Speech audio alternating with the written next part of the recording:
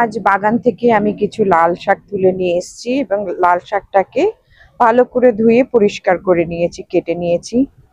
কড়াতে তেল দিয়েছি, তেল দিয়ে একটু গার্লিক দিয়ে দিলাম। গার্লিকটাকে একটু নেড়ে চেড়ে হালকা করে কয়েক সেকেন্ড ভেজে নিয়ে আমি এর মধ্যে পেঁয়াজ দিয়ে দেব। একটা ছোট মিডিয়াম সাইজের পেঁয়াজ দিয়েছি, একদম ছোট। দেন পেঁয়াজটাকে একটু হালকা করে ভেজে নেওয়ার পর আমি শাকগুলোকে দিয়ে দেব। এরপর আমি একটু নুন আর হলুদ দেব। হলুদ দিয়ে শাকটাকে একটু নেড়ে চেড়ে নেব। নেড়ে চেড়ে নিয়ে আমি এর মধ্যে দুটো কাঁচা লঙ্কা দিয়ে দিলাম, তবে একটু চিনি দিলাম যাতে একটু মিষ্টির ভাগটা থাকে লাল শাকে। এবার চাপা দিয়ে আমি শাকটাকে কুক করতে দেব।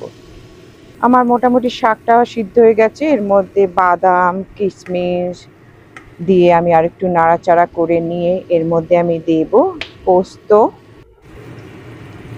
তারপরে আমি কয়েকটা দুটো জিনিস দেব। এর মধ্যে আছে একটু নারকেল আর তিল দিয়ে নেড়ে চেড়ে নিয়ে আমার তো হচ্ছে শাক ভাজা হয়ে গেছে। এবার আমি এটাকে নাবিয়ে নেব। দেখতে থাকো, ভীষণই সুন্দর হয়েছে, দারুণ খেতে লাগবে গরম ভাতে।